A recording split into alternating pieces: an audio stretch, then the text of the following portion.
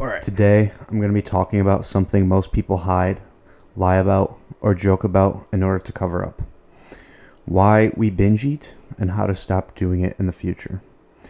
Now, this topic is a little heavy for me to talk about, but I'm going to do it because if it helps one person out, then it helps one person out. It's all worth it.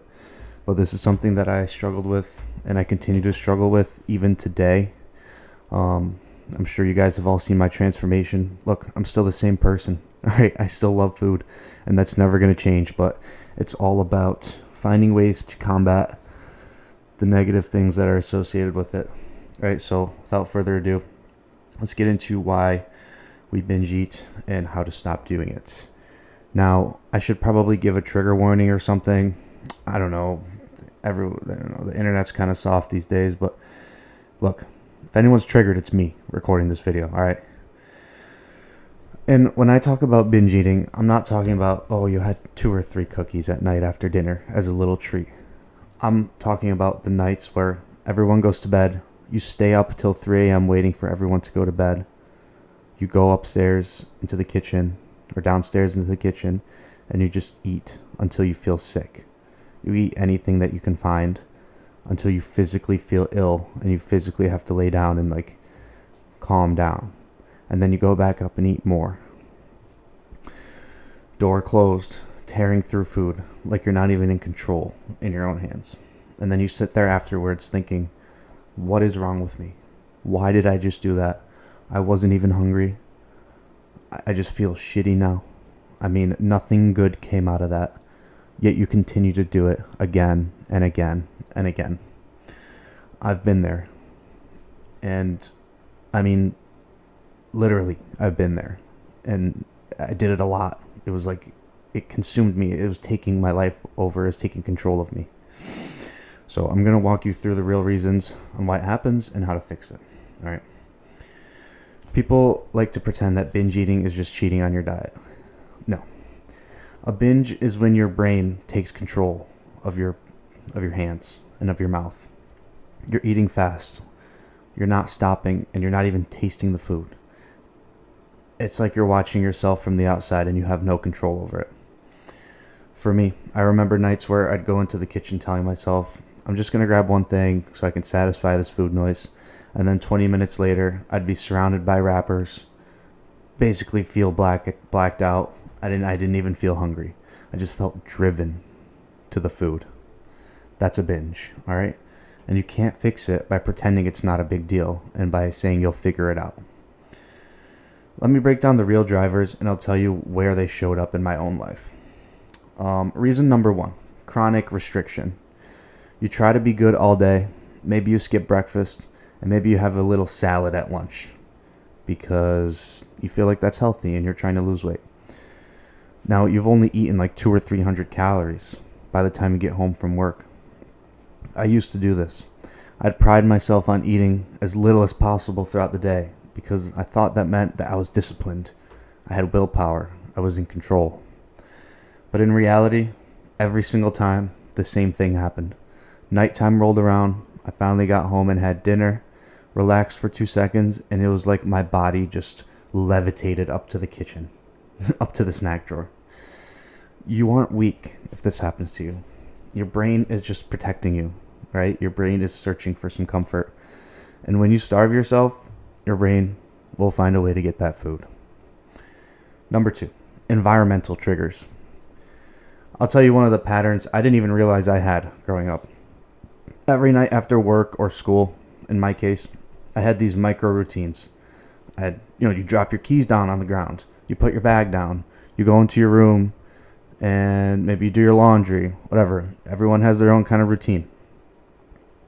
One thing that was a part of my routine was opening the fridge.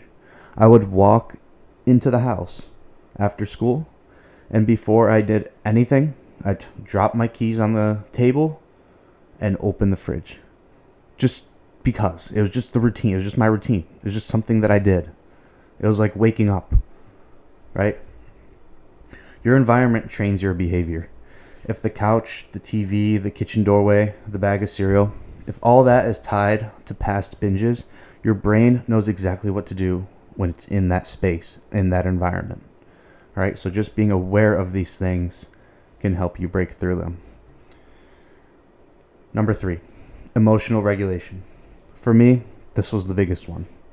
Whenever I felt stressed, overwhelmed, felt like life was spinning, felt like I wasn't in control of my life, all these different things, I ate. I ate everything I could find.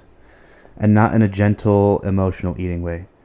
In a, like, this is the only thing that's going to make me feel better right now. There, like, you couldn't have said or did, or like, you couldn't have said anything to me. You could have put $1 million cash in front of me. I would have went to McDonald's and spent that $1 million there. I needed to eat food in that moment. And the worst part is, it worked for the 5 or 10 minutes that I was munching on the food. Food is the easiest dopamine hit on earth outside of methamphetamine. And I chose the easy, comfortable hit every time growing up. Your brain will always choose the path of least resistance. And food is a very unresistant path to dopamine. All right. Now, reason 4. This is one I don't hear people talk about, but it is big. When I was overweight, I hated eating in front of people, coworkers, schoolmates, especially other family members. I remember sitting at work pretending I wasn't hungry and priding myself that I wasn't hungry, even though my stomach was literally growling and all I could think about was the food that everyone else was eating. I just wanted to look like I was trying to lose weight or something. Like, I wanted to look like, I didn't want to seem like fat ass, even though I was. I didn't want people watching me eat.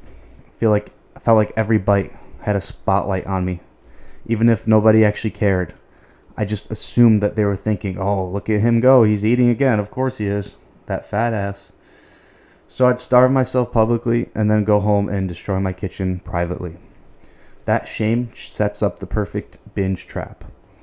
Restrict when you're in front of people and binge when you're alone. And it creates a cycle. All right. And real quick, reason number 5, you've reinforced the dopamine loop your entire life. Once binging becomes your default fix, your brain wires itself around it. Step 1, you get stressed. Step 2, you eat. Step 3, you feel a little better. Your brain's like, good enough for me. That's perfect. Why would it want anything else? But if you repeat this cycle enough times, your brain doesn't even ask you what you want anymore. It just takes the wheel and brings you to the kitchen like it's a reflex. You're not broken. Your brain is doing exactly what you taught it to do. People love to act like willpower solves binge eating. Like, just power through it. Just don't eat. Just skip breakfast and you'll be okay. No. Willpower isn't a tool that you can start with if you don't know much about nutrition. It's an advanced tool. When I first started trying to stop binge eating, I told myself, you know what, I'm just gonna power through this one. I'm not gonna binge right now. I'm just gonna wait till next time. That lasted about 3 hours, and then I would go binge. Willpower doesn't work when your body is underfed, when you're emotional or stressed, when your brain is trained to use food as relief, and when you don't have structure, right? Emphasis on structure. Expecting a beginner to willpower their way out of a binge is like putting a beginner lifter in front of a 500-pound bar and saying, just lift it. Like, use your mind. Just power through it. They can't. They just can't. They haven't put in the work required in order to do that yet. You have to build habits before you earn the ability to choose differently and use willpower. Okay, how to actually stop. This is where you take control back, all right? Step 1, eat enough during the day. I know some people think they can save calories for later, right? Skip breakfast, skip lunch, and I have more calories saved up for dinner. But if you're someone who already struggles with binge eating, this is just going to make it worse. 1, it reinforces the loop that binge eating is okay, right? It's not okay. Clearly, it's bringing, you're watching this video and you've watched this far. That tells me that it's not okay, right? And you want to stop. And number 2, you're just so hungry at night. And then your brain is like, well, shoot, I didn't eat breakfast or lunch, so I can eat whatever I want. But then that whatever I want becomes 6,000 calories. right? When I finally started eating full meals during the day, real protein, real carbs, good fats, no more starving myself throughout the day. My binges didn't just magically disappear, all right? That's not what I'm saying. But I don't feel the need to do it all the time anymore. If your body feels safe and fed, binge urges go down dramatically. Step 2. If you're just starting, temporarily clean up your environment. When I was deep into binge cycles, I had certain foods that I would flip a switch in my brain the second I saw them, like a trigger. For me, it was cereal. Cereal is always like the top food that I would binge on. So I just stopped buying cereal for a few weeks. All right, that's a good starting point, and not forever. All right, not as a punishment, but just until the habit started losing its control over you. Right? You can't expect yourself to fight in a war, right? When your entire fucking battlefield is covered in landmines. And then you gotta tiptoe around shit. You gotta rely on your willpower. No, just don't buy it for now, right? Then you can't eat it. Step 3. Structure kills the chaos that binge surrounds itself with. Most binges happen at the same time, every night or every day. Not because you're messed up, but that behavior likes patterns. Your brain likes patterns. For me, it was at night when everyone went to bed, so that no one could watch me or no one could see me do it. So set meal times, meal prep your food. And if you don't want to meal prep, at least know what you're going to eat the next day and plan that out. Actually do it and eat it throughout the day and give your brain a different structure than from what it's used to. All right. Step 4, catch the urge before it becomes a binge. There's always that moment, right, when you're about to binge and you pause for a second. Like, should I really do this? It's you, the person watching this video and interpreting my words right now. That's you telling yourself, I really shouldn't do this. I really shouldn't do this. And then your brain is just like, we need the comfort, we need the dopamine, and it takes you over, and then you binge, right? For me, it was standing in the kitchen staring at the fridge like, God, that looks so good, but I really shouldn't, right? I thought the answer was in there, but it wasn't. I started finding the meaning of my life once I shut the fridge door and stepped outside. But anyways, that's the window to intervene with yourself. Ask yourself, what emotion am I avoiding right now? It sounds simple and stupid, but just think about it. Let's say you're sad. Tell yourself, okay, I'm just sad. I'm not hungry. I don't need this food. I'm just sad. If you're hungry, if you're genuinely hungry and you haven't eaten, eat something. But if you, let's say you just ate and you don't need to eat again, just have a glass of water and take a walk. All right? Calm down. Think about why you're doing this. Number 5, replace the dopamine pathway. This video is getting way too long. I'm going to expedite this last part. All right? Don't do a 10-mile run right off the bat. All right? Don't think you're better than other people for starting your weight loss journey. All right? You're just another person. You're just a fat ass who is just trying not to be fat anymore. All right? This is something that I had trouble with. I thought I was better than everyone because I lost the weight and they didn't. No, I'm just a person. All right? Just a person who decided to make a couple good choices. So here's something that can interrupt the pattern for you. Go outside. Call someone. Take a shower. Clean your room. I know your room's messy. Clean it. Mine is usually messy too. So before I binge, I clean it. It gives me a better reason to do it. I'm just kidding. Not really. Walk around the block. Go outside and just walk. Just leave the kitchen. All right? And you could try journaling for a couple minutes. Just take a piece of paper and just write down what you're thinking about. It sounds crazy. It sounds stupid, but just try it. Try it. Please try it. All right? Step 6, compassion. You're not to blame for developing a binge eating disorder. It's not your fault, probably. Like, it's not your fault. It's not like, oh, I can't wait to have a binge eating disorder for the rest of my life. No, of course. No one wants that, right? A lot of us were never taught healthy nutrition, how to regulate your emotions, how to set boundaries for yourself and other people, right? When your parents tell you have to finish your plate, It creates an idolization of food in your mind, right? It tells you that I have to eat everything in sight. Set boundaries for yourself. But most of us weren't taught that. Here's the but you were waiting for. But it's your responsibility to fix it, because no one else is going to go through your life like you are, right?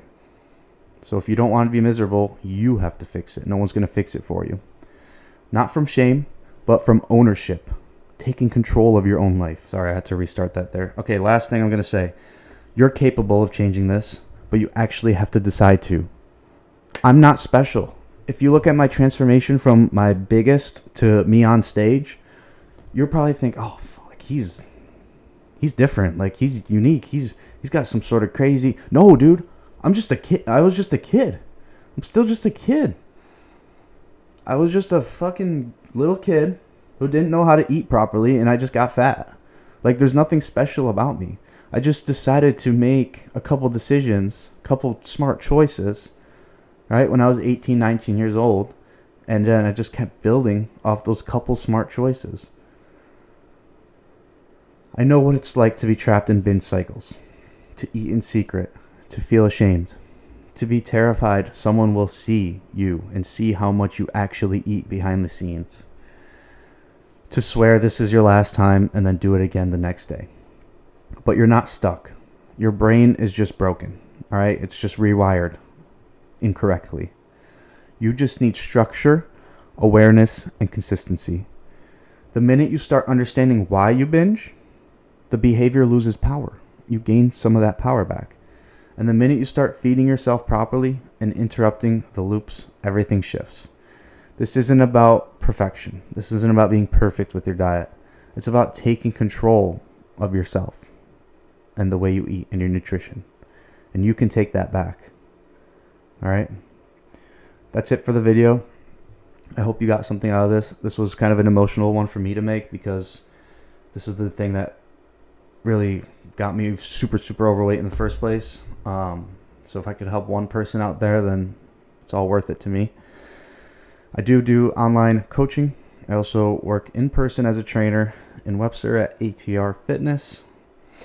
If you're interested in either of those options, all right, DM me on Instagram. It's the same as my YouTube name, Selly Hypertrophy, SELLYHYPERTROPHY. Thank you for watching. From one former fat ass to another future former fat ass, you got this shit. All right, don't give up.